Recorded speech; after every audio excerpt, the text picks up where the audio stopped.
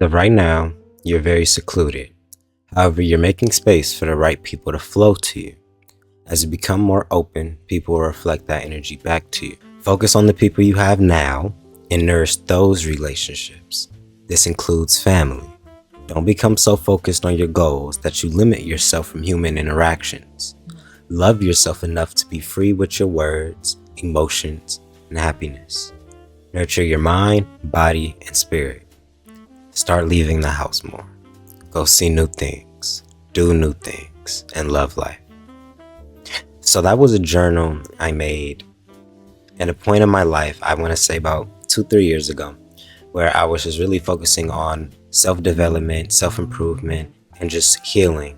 I feel like healing is probably a better word for that period because there wasn't a lot of development or improving doing rather than just healing, reflecting, trying to figure out what I was going through.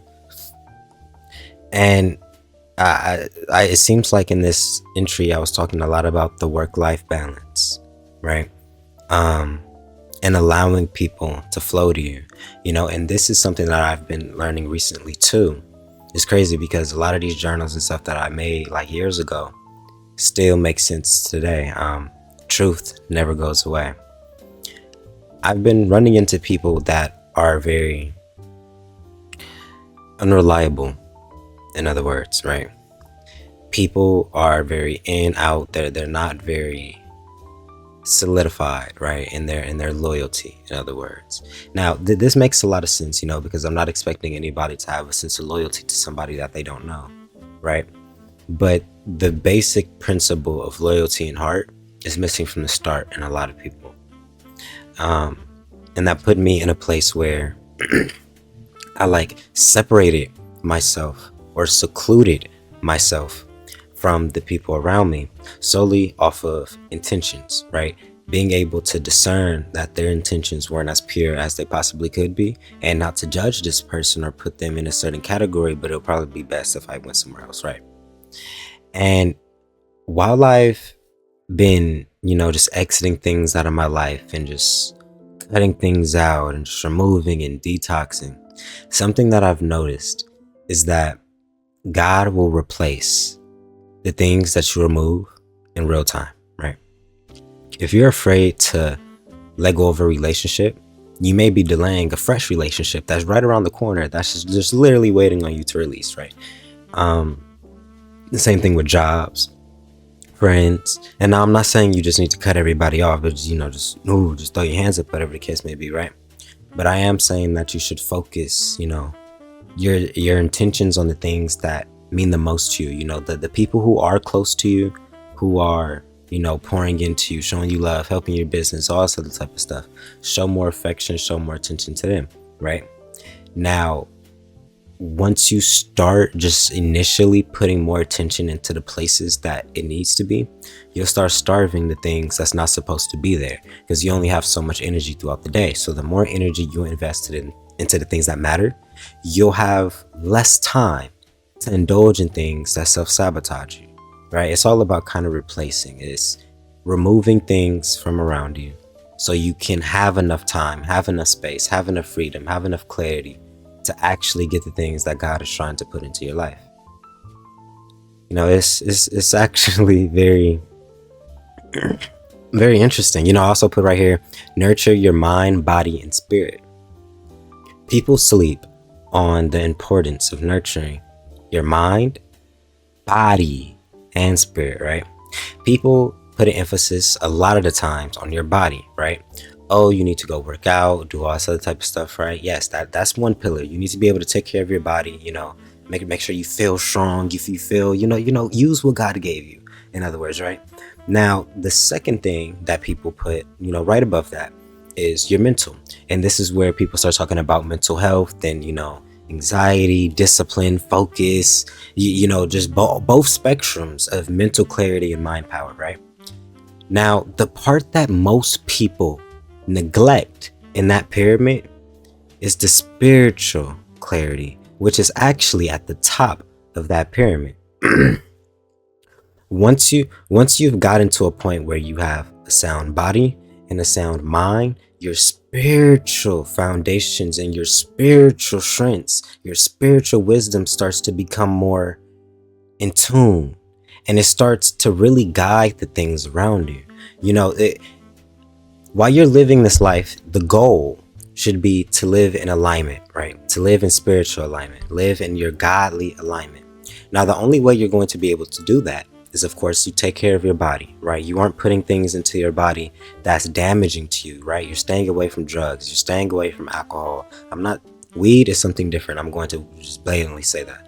But stay away from things that really put a detriment to your body, and then work out, right? Make sure that you're using your body, right? Don't let all that energy just become stagnant within inside of you. At some point in your days, you need to start just doing yoga, stretch, go box, go walk, go to the gym, engage your body, because that is a spiritual practice within itself. You're releasing a lot of energy. It's like you're clearing your energy field by, going to the gym, working out, and indulging in physical activity. So that's also very important. Now, right above that, your mental clarity. When you're going throughout your day, right, you have to make sure you're in tune. A lot of people equate mental, stability and mental health to emotional intelligence. I personally know that emotional intelligence is more tied to the spiritual attributes as it is anything in your mental facet, right?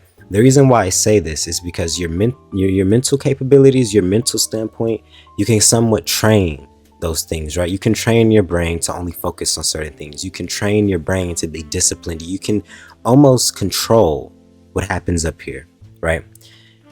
Now, when you get into that top layer, your spiritual alignment, that's where your emotions come into attack.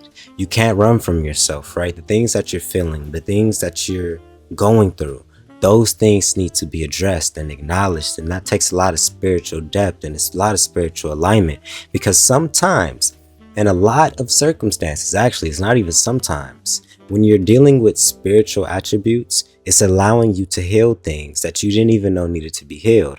The moment you tap into spirituality, you realize you have ancestors. You realize you have things that happened before you that you didn't have no control over. And at some point in your life, those rituals, those headspaces, those traumatic events, just that DNA was brought down onto you, right? Now, the moment you tap into spirit, you start looking up, you start looking deep within you, and you start piecing things back to understand the true depths of why you may actually be where you are in that moment. And it allows you to move forward. My papa says he says something very wise, and it's Sankofa, looking back to move forward. If you don't have no sense of emotional clarity, which ties into your spiritual clarity, it's going to be very hard for you to move forward. If you tie that into your emotional intelligence, if something traumatic happened to you, if you have like a very bad thought, something happened in your childhood, just whatever the case may be that's triggering your emotional standpoint, being able to look back, identify what that event was, what actually happened, why am I feeling the way that I'm feeling? Being able to go back to the root of that situation will allow you to address it from a new perspective, a more mature perspective, so you can move forward in your train of thought, right? Everything has a process of looking back to go forward, embracing that term Sankofa. Once again, like my grandfather always tells you guys, that is a very, very, very important element.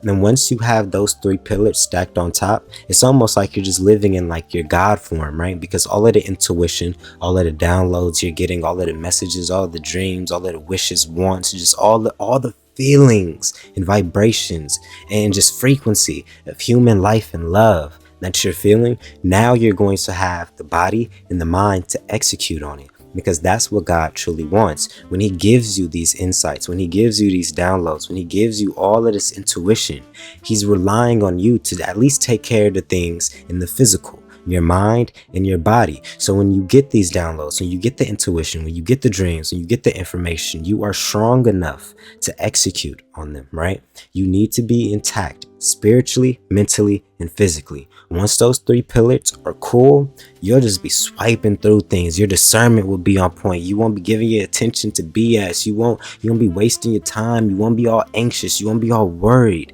When something's falling apart, or you're dealing with a lot of emotional just trauma or emotional weight, something's unaligned.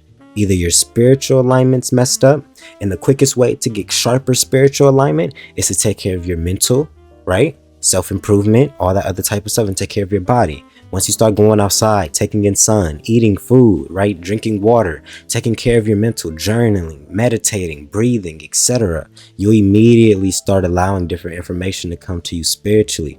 All of that spiritual information needs a vessel to come. It needs a vessel to come through. You can't neglect your body and your mind and think that you're going to be able to walk in God's purpose if there's no way for it to come out. You don't know how to articulate yourself. You don't have a good body. You're always sick. You have bad mental clarity. Your emotions are all over the place. You don't have a vessel for it to come through. You have to get out of your own way and allow God to come through you. And once it comes through you, it's voila.